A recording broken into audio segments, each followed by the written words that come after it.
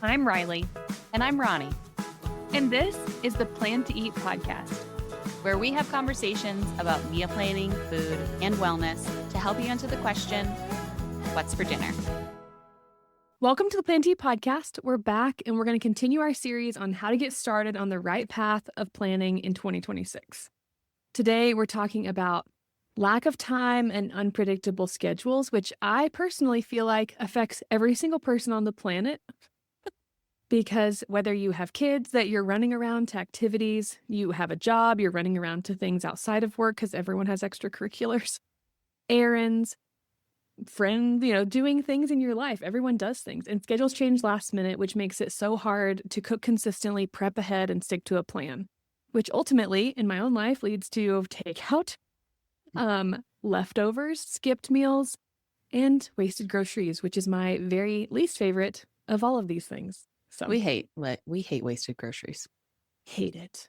It's like a multi-pronged hate, like I hate that it like makes me feel sad that I'm throwing things Yes. in the trash. Like I almost like anthropomorphize my food and I'm like, oh, poor lettuce, I didn't eat you. So I do the same thing. And then of course there's like the budget aspect where it's just like, well, gee, dang it. I spent a good money on this thing. And now it's just going in the trash can. Yeah, it's the worst. Wasting food is the worst. Yeah, I especially hate it when I had really big plans for Mhm. whatever it is. Yeah, there's like a kind of a letdown where you're like, I was really looking forward to making that recipe. And now these tomatoes are like disgusting. Mm-hmm.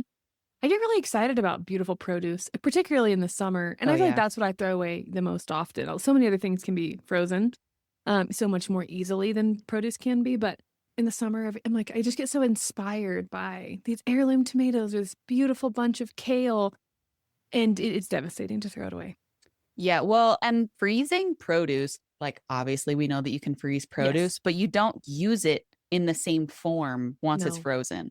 Usually it's got to go into something, a casserole or a soup or a stew or something else. You can't use it in the same fresh way that you were going to use it potentially in the first place.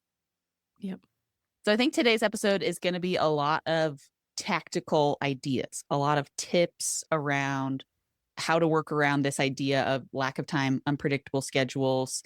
This is not so much of a reframing. Like last week, I think last episode was a little bit more of a let's reframe what being unmotivated to plan or to cook dinner looks like.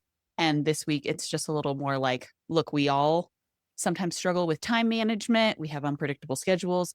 Let's figure out some tactical ways that we can fix the situation. I love this, and I'm sitting over here grinning because I saw this really funny reel on Instagram, and it was this woman, and she was like strapping on her weighted vest. And she's like, this generation of moms is a different generation of moms. Like, we're going to go on a walk in our weighted vest. Or we're going to go walk on the treadmill in our weighted vest. Or, it's like suddenly we're all tactical. Yeah. And it's like, no, I didn't join the Navy SEALs. I'm just going on a walk, And that's how this feels to me right now. I'm like, okay, we got tactical steps. I'm like, but that's right for this generation of moms. That's so true. Because we're strapping on our weighted vest in every area of our life, including meal planning. Oh, amazing. Okay, so my first tip related to lacking time, unpredictable schedules is create your own list of ideas around if Y happens, then we do X. Okay, I didn't mean to like make this algebraic, but like replace Y and X with things, right? So like if soccer practice runs late, we're going to do takeout for dinner. Mm-hmm. If I have a late meeting at work, then we will have a 15-minute meal. If I'm completely exhausted at the end of the day, then we're just going to eat frozen pizza. I think that like the idea of already having the ideas, already having your quote unquote worst case scenario figured out makes this a lot easier to combat instead of every single time it is takeout or we throw the stuff in the trash or, we're running through McDonald's drive-through again. There's nothing wrong with the drive-through or getting takeout, but I just feel like a lot of the time we don't want to do that every single night of the week. And so knowing the alternatives before that ever happens is the best way to combat the situation. Yeah, and you and I talk about this a lot, and but to apply it to this specific scenario, you and I both meal plan in a way that incorporates easy meals into our meal plan every week because we Right. know things are going to come up. And if things don't come up and we've got an easy meal on the meal planner, sweet. Yeah. We still will eat it, but so yeah, so I'm looking at my meal plan and I'm thinking, okay, I've got, lasagna this night. Well, that's not easy. Right. But I do have breakfast burritos for dinner, and yes, you can eat those for dinner. And that would be something that would be a fill in on one of those nights. Grab and go, take them with you, something along those lines.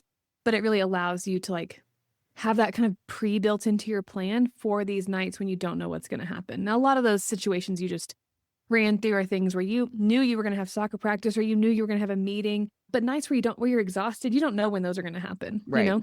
And again, there's nothing wrong with takeout, and planning takeout is also a part of your meal plan. That's great. Yeah. But basically adding in those 15-minute meals or grab and go kind of meals that you have pre-made, prepped, whatever, is just a really great way to meal plan every week. Absolutely. Yep. Yeah. And I mean, this is along the same lines what you're talking about is like we talk about all the time is to plan less on your Mm-hmm. meal plan. Mm-hmm. So basically the way that I meal plan, which I think can be helpful for a lot of people who have more unpredictable schedules, is I plan typically 4 dinners every week. And I put all 4 dinners at the beginning of the week. I put them all on Monday night. And then I go grocery shopping and I put my shopping list as the date range of Monday, right? Mm-hmm. Because it has all of the recipes on it. And so I'm just able to make my grocery list from that day. And then as the week unfolds, I drag and drop the recipes onto the days that the recipes get made. And so it's like by the end of the week, I'm only left with, 1 or 2 less recipes left on Monday that can be dragged down into the week. But it's really helpful if you're somebody who feels like, well, I can't be rigid with my planning because we never know exactly what's happening. So I can't plan lasagna on Wednesday because I don't know what Wednesday is going to look like. Right. And so it's like, well, lasagna is just somewhere in your week. Lasagna could Right. happen on Wednesday, it could happen on Saturday. And I think that's a really helpful thing when you don't exactly know how things are going to pan out in your week.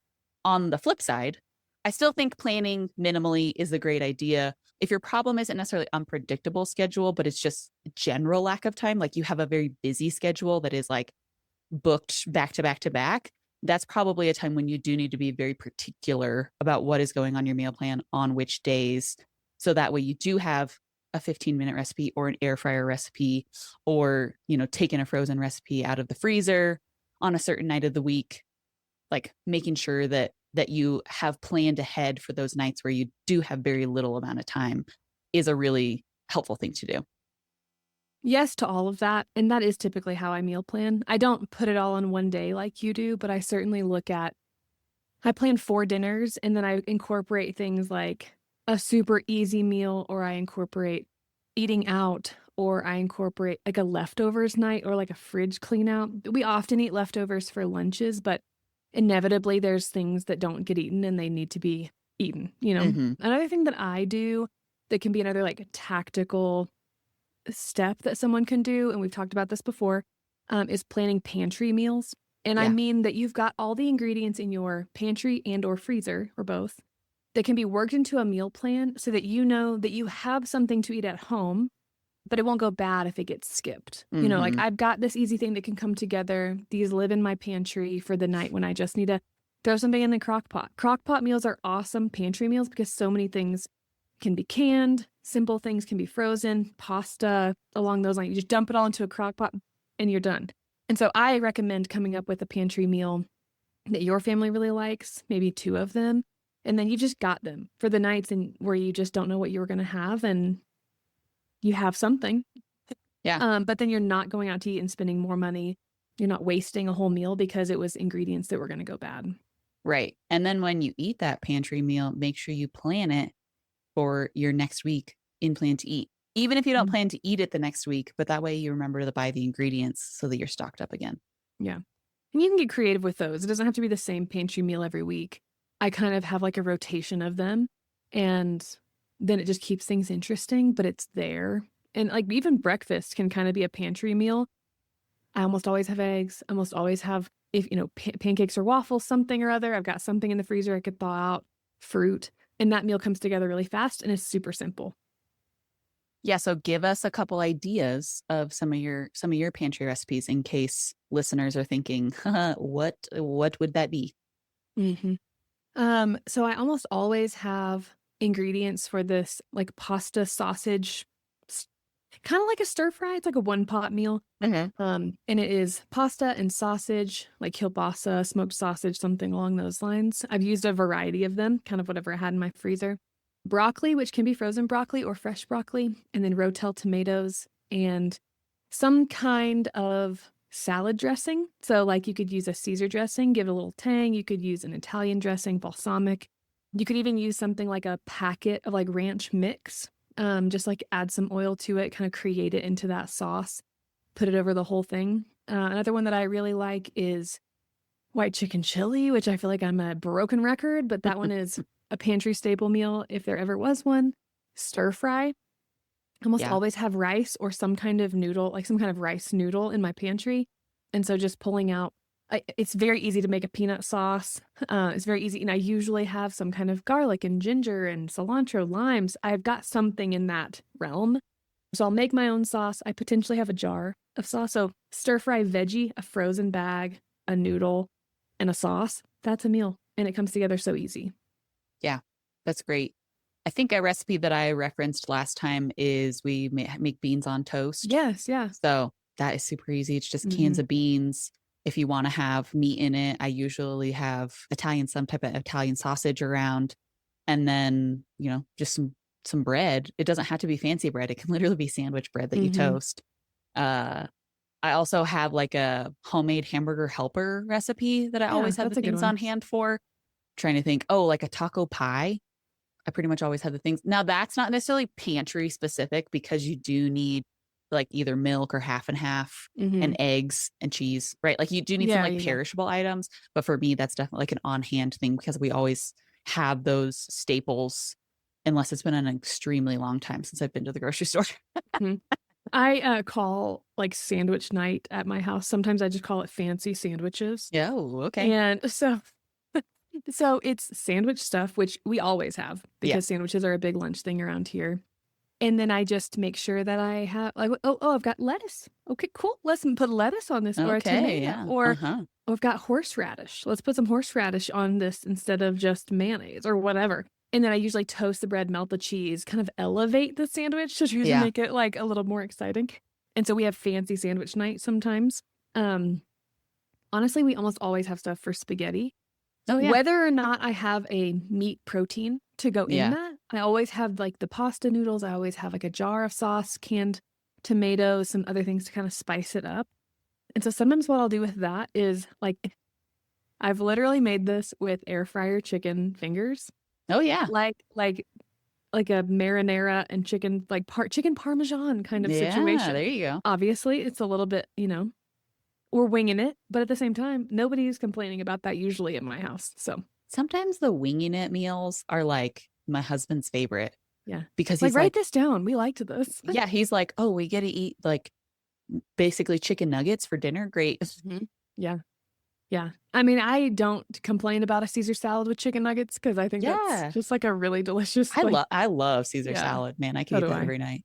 Yeah. I think ramen is another one. I always Mm-hmm. have packets of ramen noodles on hand. And for me, ramen is like a kitchen sink sort of a soup, Yeah, for sure. like any Mm-hmm. leftover I feel like almost any vegetable that you could have could go well in ramen. And like even if it's just like sometimes we just have ramen and it just has like carrots and Mm-hmm. that's our vegetable that's in the ramen. But also like frozen vegetables work super well in something Super like well. ramen. Mm-hmm. So your ramen's one that we always have stuff for.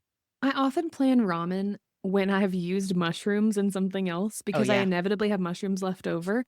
And I really like adding mushrooms to my ramen. Kind of like gives that some more umami flavor to it. Mm-hmm. Um, so I always do that after I have a recipe with mushrooms when I know I'm gonna have leftovers because I don't use those in a ton of things.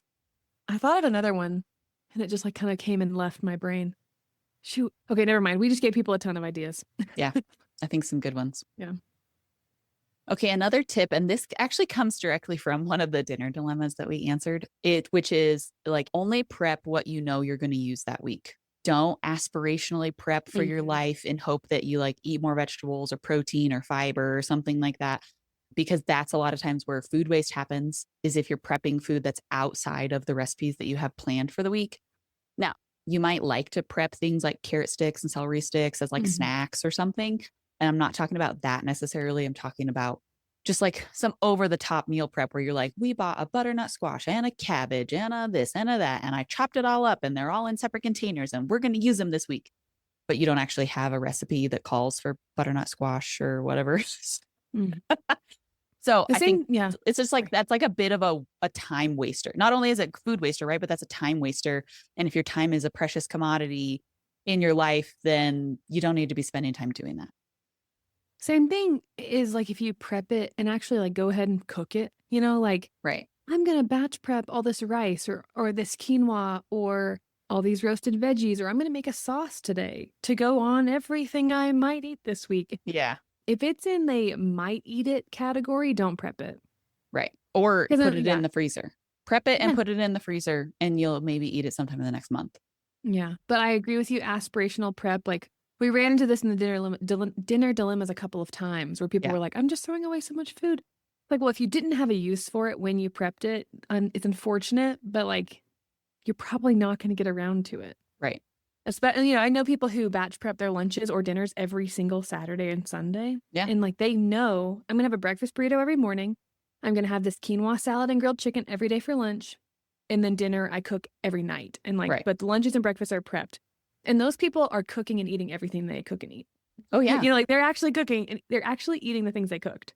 They don't really give themselves another option. They're like, this No. is lunch for the week. The end. Yes, exactly. So I think it's important to have a plan for the things that you're buying and the things that you're prepping. Right. Yeah, because Yeah. we're not against batch cooking and freezing No, recipes. That's not at all. actually another idea that we have is to batch cook and then freeze recipes so that way you can pull them out of the freezer on nights when things are a little crazy. And the nice thing about this is that if you don't get to them in your week, they can just stay in the freezer and it's no Yeah. harm, no foul. And so in Plan to Eat, you can do this with the freezer feature. You can batch cook recipes and then you can add them to your freezer in Plan to Eat. You can say how many meals you have and how many servings each meal has. So that way you have a way of keeping track of what you actually Mhm. have in your freezer. Or we have the leftovers feature, which goes more with the idea that Riley just talked about of Mhm. like, I made my lunch for the whole week. So you could put that recipe, on Sunday, and then you could create a bunch of leftover notes from that recipe and drag them onto the different lunches of your week. The difference between, I think, something that gets a little confusing if you use Plan to Eat is like, when would I use the freezer and when would I use leftovers? And the freezer is for that like batch cooking. I actually freezed it. It went in the Mhm. freezer. Whereas the leftovers is like, I cooked it and it's still in the refrigerator and we're going to get to it a couple different times this week. And then maybe at the end, you could put it in the freezer if you ended up with a few extra servings that you didn't get to after a couple of days. But that's just sort of the difference there. If you're a Plain Tea user and you've been wondering, like, when would I use the freezer? I don't know. Mhm. Yeah, freezing things that I cook is actually a place where I have gotten into a really good rhythm. Like if I make a batch of enchiladas, my family is not going to eat 50 enchiladas in one night? But somehow Yeah. that's how much ingredients I prepped, to Yeah. go in. And so I often keep foil pans at my house Yeah. because there are going to be nights where I didn't even know it was going to be this much, or, oh man, this soup made a way more than I was expecting, or, okay, these people weren't here for dinner tonight. I guess we'll pivot and I'll freeze this. I keep containers that can easily go in my freezer ready. Yeah. So that when I have those nights where I could freeze something, I don't always plan for it. It's often when I realize, okay, this made a lot more than I thought it was going to, or we didn't eat as much of it as I was expecting, or whatever, fill in the reason why. And so I'll end up making a dinner we eat and I'll freeze a portion of it also. And this Hmm. is a place where it's just such a good rhythm at my house, and it it genuinely is such a lifesaver. Yeah. Yeah, I love it. Yeah. It's not, I'm not necessarily in the habit of it in the same way that you are. Particularly because if we have a recipe that makes leftovers, enchiladas are the same way for us. If I make Mhm. enchiladas, it's two full 9 by 13 pans. I don't know how that happens, but it happens every single time. And I'm always regretting, like, did I just underfill the first 10? Like, what is it? Totally. Yeah. I'm like, oh, those ones are going to be not as great. Yeah. Wimpy. Yeah. Yeah. There's going to be wimpy enchiladas. But I just basically forced my husband, like, we are eating only enchiladas this week. The rest of the food that I bought, it is going to go into the freezer or, something like I Mhm. basically just force us to eat it when really I should probably freeze things.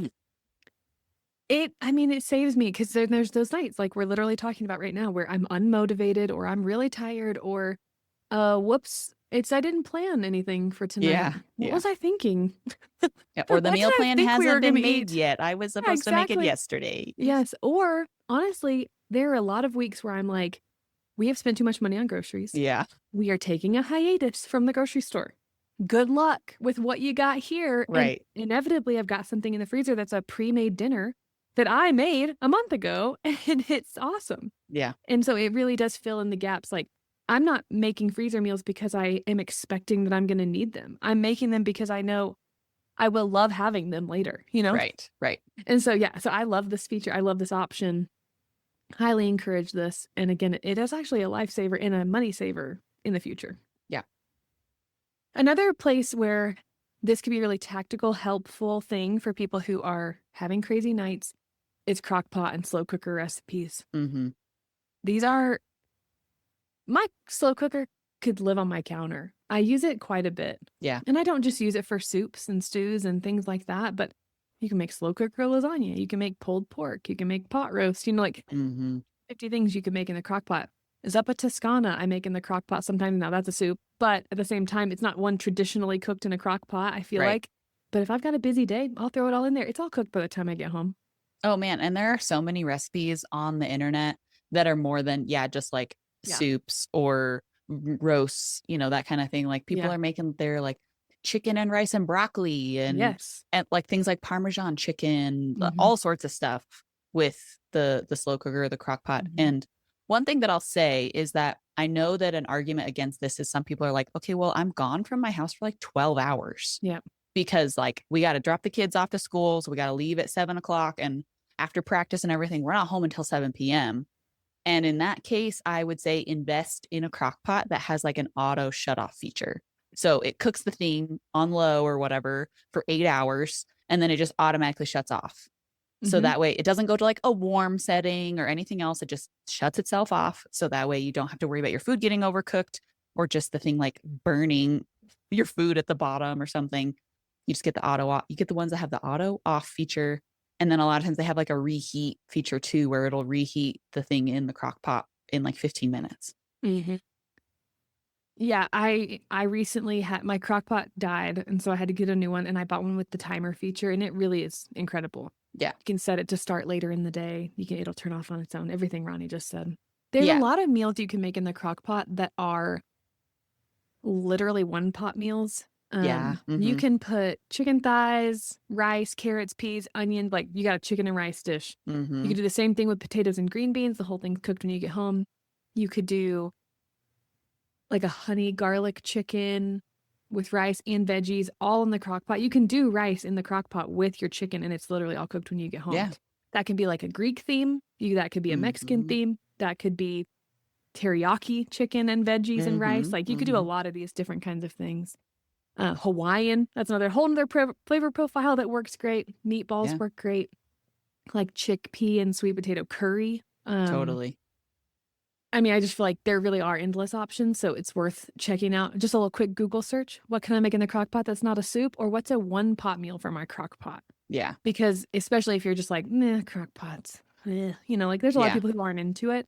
There's a lot more you can do with a crock pot than just like stews and soups and roasts. So Yeah.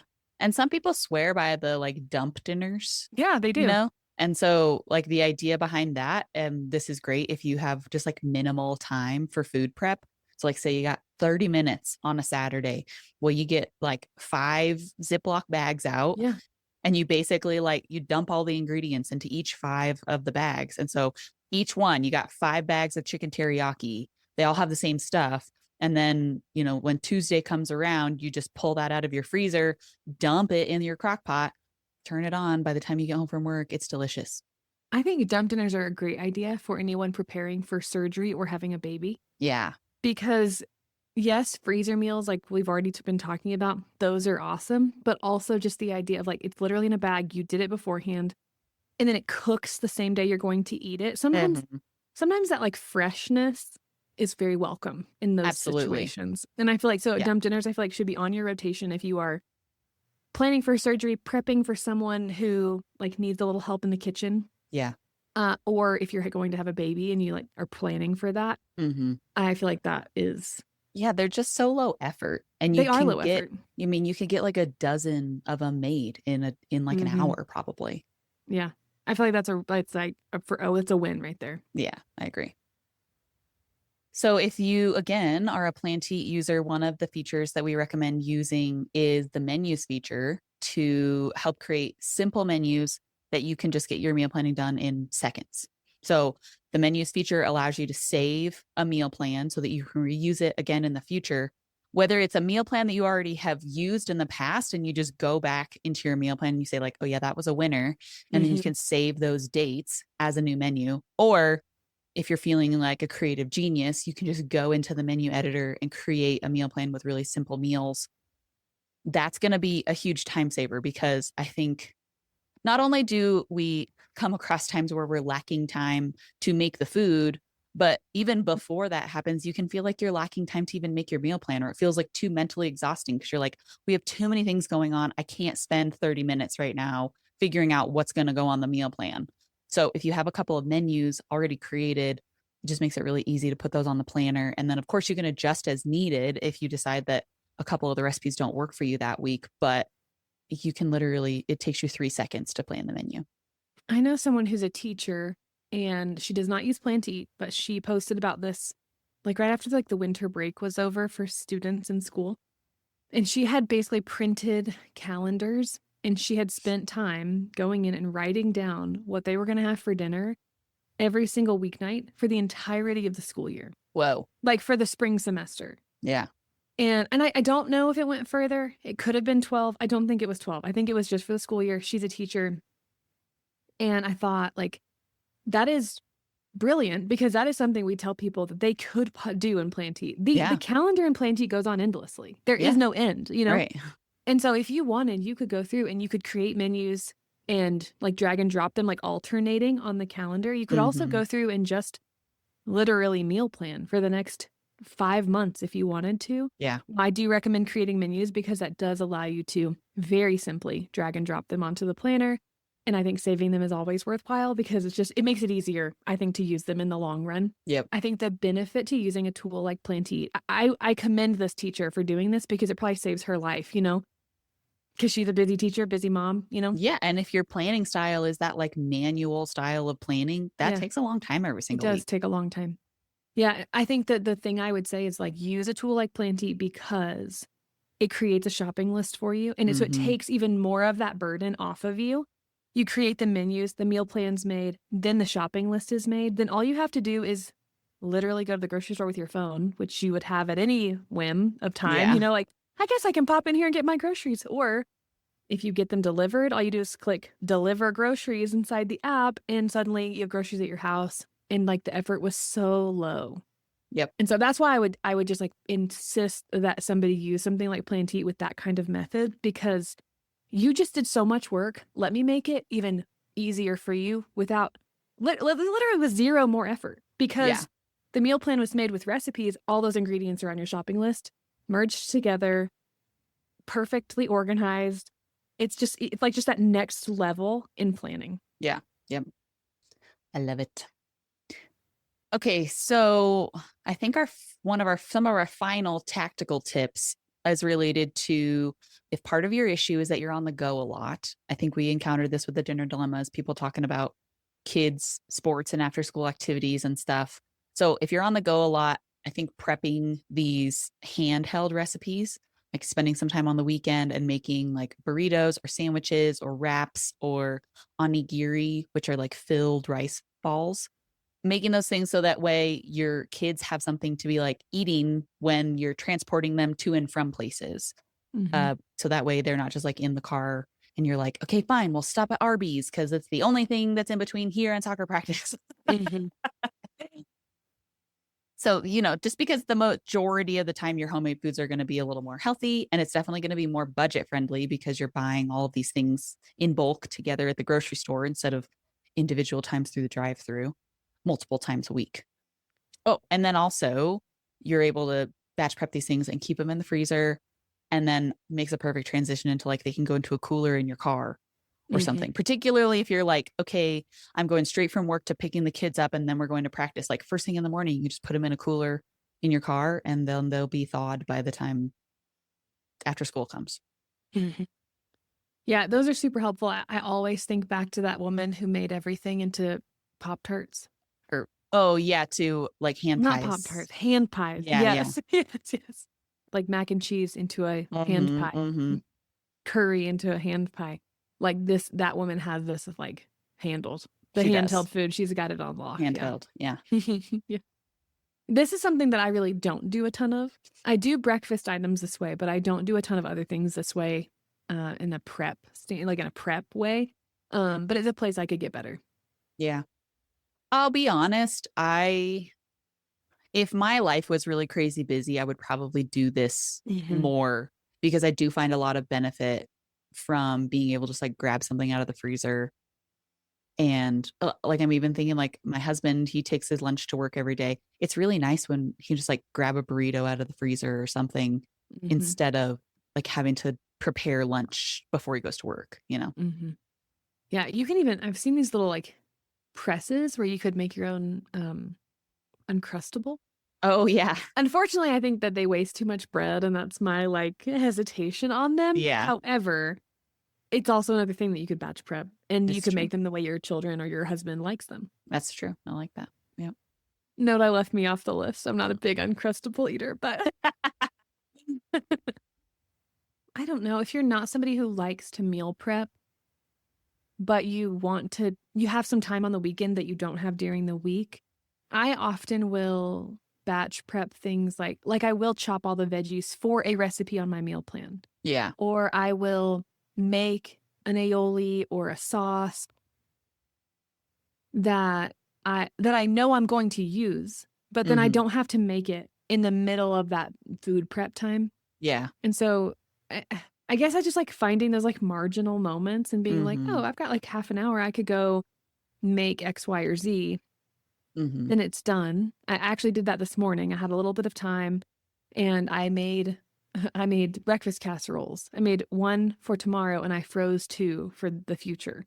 And so it was just like I had the extra time. I went ahead and did it. Now, that is meal prepping, and that's what I was not really talking about. Like I was more talking about like making a sauce or something along those lines. But just like taking that extra time and utilizing it, it's that future self will thank you for this later. Yeah. My kitchen wasn't a mess. I didn't have to make it a mess, but yet I had the time to do it. And I knew that the rest of my day was going to be crazy and that tomorrow was going to be crazy. So like, go ahead and get this thing done while I have the extra time, and trying to, I don't know, utilize my downtime in a better way. I think that's something that I try to do almost every day, whether that's making a protein ball kind of snack thing for my kids, or, prepping lunch at 10 a.m. so that it's ready at 11:30, but I just had the time then, just trying to utilize my time in a helpful way. Right. Sometimes I'll do it at dinner. I'm like, oh, I'm making dinner. This is cooking. Okay, I've got last night I did it with enchiladas. I had tons. I mean, I know we talked about this earlier in the episode, but I was making enchiladas. I realized how much stuff I was going to have left over. And while it was in the oven, like melting and heating, I was like, I'm just going to make a pan for the freezer. And I just utilized that time. And like my future self is going to be so grateful for that extra pan of enchiladas whenever we eat them. Right. Yeah, I think something that I realize this every time that I do it, and I feel like I often forget about it until I do it again, which is to utilize frozen vegetables because they're already pre-chopped. I made a Tuscan chicken recipe last week and found these like Tuscan frozen Tuscan vegetables at the grocery store, which was what inspired the recipe in the first place.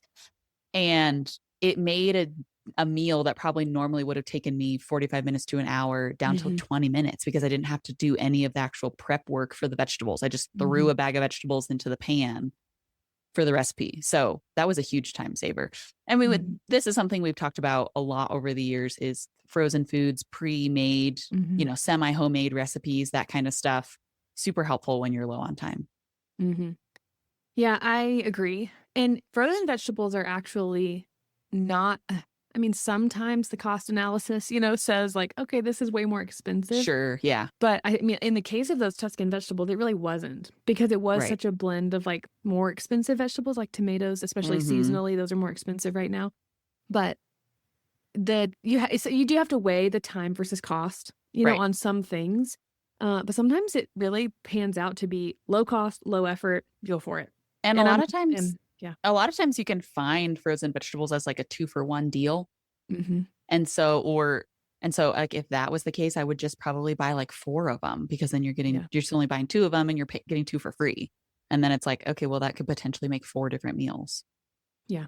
So, Yeah. Yeah, I do think that way when I'm grocery shopping sometimes. If I see something that we normally like and it is a good price or a good deal, I'll just go ahead and grab it. Like last night I served black beans as a side with our enchiladas and mhm, I really like black beans. mhm.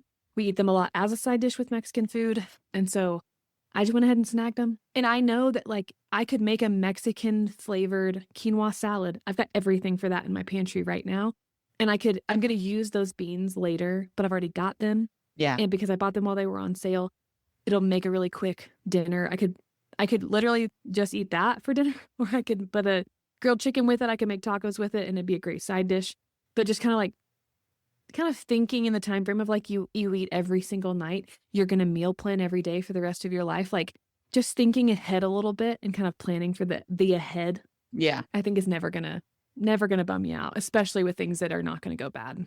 Right. Yeah, that's what I was going to say is I don't really see the harm in buying things that are what I would consider non-perishable, whether it's Yeah. canned beans, canned tomatoes, or frozen vegetables. Like they're if you're buying them because it's like a good deal, buy one get one free, or buy 3 Mhm. and get the 4th one free, whatever the deals are that you find. To me, there's no harm in doing that because you'll figure out a way to use those. And if it takes you a month or 2 to use them, it's Mhm. not that big of a deal because they can just hang out. Whereas if you buy yogurt, that's like a 2-for-1 deal, but you rarely ever finish one container of Totally. yogurt, Yeah. that's not really a good deal for you because it's going to Yeah. end up in the trash. Yeah. Be smart about it for sure. Right. Yeah. Yeah. I've also another thing I've been doing lately is rotisserie chicken. Like Mm-hmm. I have been buying them and freezing them. Oh, Like yeah. not the whole chicken, like, cleaning the chicken, Yeah. chopping it, pre-chopping it and putting it in my freezer. And that has been wildly helpful Oh, in the yeah. last month or so. I think I've done it twice. And it became like a chicken pot pie one night Mm-hmm. and everything else I had on hand. Like Yeah. the frozen vegetables I had on hand, the way the sauce came together for it, I had on hand, the biscuits I had on hand, like, and so those meals can become very low cost and low effort when you Absolutely. like use something like that. Yeah. Uh, so it's just something that's been really helping me, and you can find them very low cost, especially at Costco. Well, that's what I was going to say, particularly those Yeah. Costco chickens, because they're low cost and they're larger chickens than what you get at our King Supers. Hmm. And so one of those Costco chickens can usually get us 3 different meals. Granted, it's just 2 of us, but usually if I, like take it apart and then I'll separate the chicken out, I separate it into 3 portions for one of the chickens because I'm Yeah. like, this is a ton of food. Mhm. Yep. Yeah. Tonight I'm actually batch prepping another dinner with with Costco frozen chicken Yeah. and rice and some other things that I'm going to turn into a casserole. And it just yeah, it's already fed us twice, I think. So this will be the third meal on it also. Yeah. Yeah, Yeah. it can It's a really good deal. stretch, especially when you utilize it inside of a recipe Right. instead of it being the main. So Yeah. I mean, one of the things that I love to do with rotisserie chicken is to just make like a chicken salad. yeah. And then Hmm. the chicken salad can be in a wrap. It could be on a sandwich. You could put it on Hmm. top of like leafy greens. Yeah, Hmm. chicken salad is so versatile. I've been making a really delicious one with cranberries and apple and Oh, yeah. pecans in it. Mm, So good. so good. All right. Before we wrap up today, I've got 2 emails that we recently received that I want to share with everybody, including Riley. She hasn't read these yet. I'm so excited. I love listener emails. Yes. So the first email that we got is from Becky, and she's referencing our last episode 125 when talking about being too tired and unmotivated. She says just as some tips to throw out there for people, some of the things that she does is she does this like dump style crock pot meals. So just so you guys know, this isn't just us throwing this thing out there. This is real life. People use the dump crock pot meals. A lot of the email is her talking about how she loves Plan to Eat, which we of course appreciate.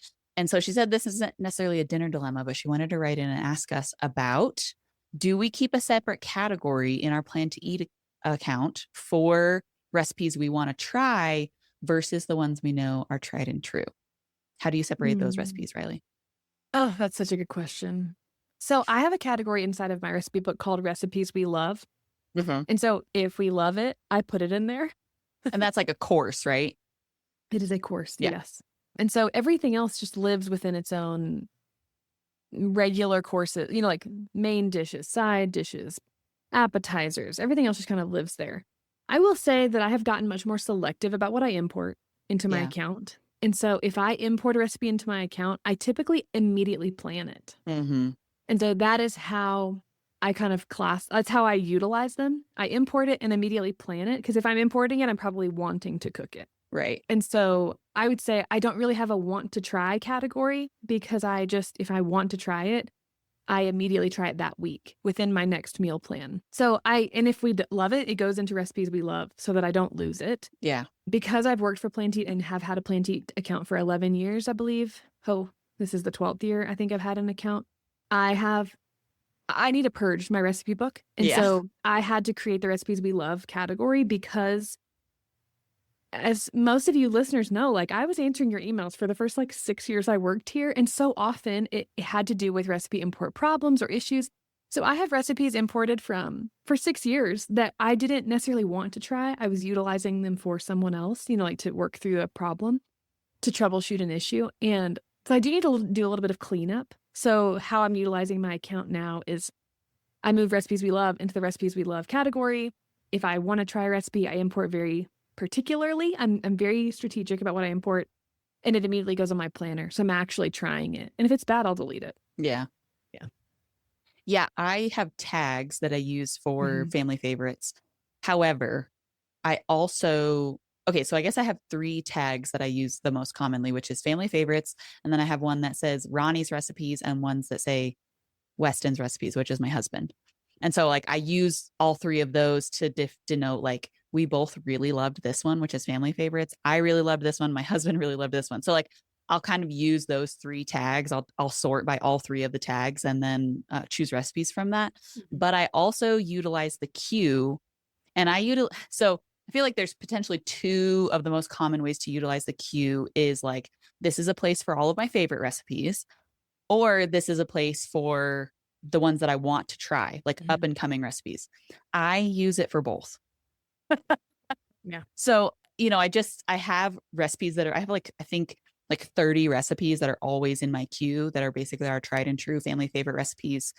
And then when I import recipes, I almost immediately, if I want to try them, I almost immediately put them in the queue, because I meal plan from the queue 99% of the time. And so I just know okay, well, this is the new recipe. I don't recognize this recipe card as well as the other ones, right? So I know which recipes in there are new ones. And then once we've tried them, if it's a recipe we really like, I leave it in the queue. If it's a recipe we didn't really like, I'll take it out of the queue or I'll delete it. So, but some people are very particular about my queue is only for recipes that we have yet to try, or it's only for, a different specific segment of recipes. But I kind of use it as a catch-all for those things. I like it as a holding area. I would say I actually don't use the queue for anything. Yeah.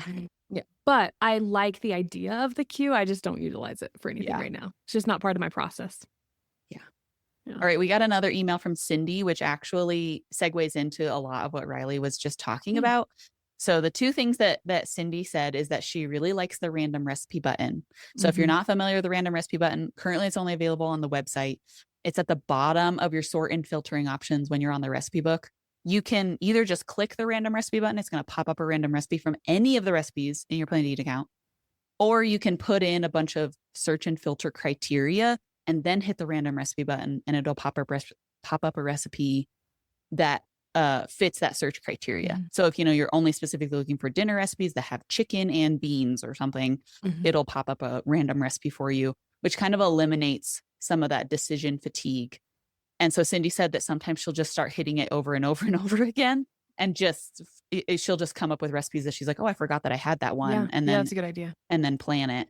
But her other tip, as somebody who has used Plan to Eat for a long time, is she says, go ahead and curate your recipe collection in Plan to Eat. She says, what I'm interested in cooking and eating changes over time. So I've removed a bunch of recipes that I don't think I'll make, or when I have several that are almost all the same, like, why do I need so many pizza dough recipes? Yes. She says it makes for less decision fatigue when she's planning, if she just goes in and kind of purges some things from her recipe book. So, and less frustration, honestly, because if you definitely are looking for a specific frosting recipe that you always use on your cinnamon rolls, this sounds really specific because it is. And you have 10 in your account and you have to remember which one is the best one. Right. Just delete the ones you don't use. There's Yeah. literally no reason to have them. Right. I mean, I think I talked about this a really long time ago, and I have since fixed the problem. But I had 2 recipes for beef stroganoff in my Plan to Eat account, and the pictures were really similar. And I could never remember which is the right one and which is the wrong one until I actually go into the recipe and read the whole recipe, basically, because one of them was you braise the stroganoff in your oven for 5 hours. Yeah, and the I other one's remember just this. put the Yeah. things in the pot and it's done. But I never remembered which one was which. So I finally gave one of them a 5-star review, 5-star rating. So that way I could see oh, this is the one. And then I was like, this is dumb. I need to just delete the other one because I've literally never made it because I'm never going to braise it in the oven for 5 hours. I look at my Plan to Eat recipe book a little bit like my closet. And I have t-shirts that I literally never wear. Yeah. But can I get rid of them? No, because there's some kind of sentimental value or something. And I have the same theory that my Plan to Eat recipe book is a little bit like this because I'm like, but what if Right. I might want to? And I literally am never gonna, but I should just. Dude, it's so true. I have every time I go in to do a recipe purge in my Plan to Eat account, a lot of times I do this with the desserts because I have too many dessert recipes in my account. Yeah, which is how the random recipe button can be dangerous. It says and so why true. It's good to use filters because if you're looking for dinner and you stumble on brownies, okay. Yeah, exactly. But I just have too many dessert recipes because they look the most delicious, and the internet is full of them. And so then the problem comes is that then I start trying to purge from my recipe book, and I'm like, oh, well, this olive oil cake sounds so good, and why have I never made it? And I'm going to keep it in here, even though I'm never going to make it. I don't even own a springform pan. I can't make most of the cakes that are in it. Yeah. And if you're going to make it, you can Google another recipe. Right. It's so true. And you'll probably come across the one that you already had saved because for sure it was probably somebody's most popular recipe, Yeah, I need to, I need to write this on my to-do list to be purge your recipe book. Yeah. Which is really easy to do on the Plan to Eat website because we have bulk editing for your recipes. So you can select a bunch of recipes and hit the delete button. You don't have to go into each individual recipe and delete. Perfect. So just so everybody knows. Yep. We're enabling you to do the right thing.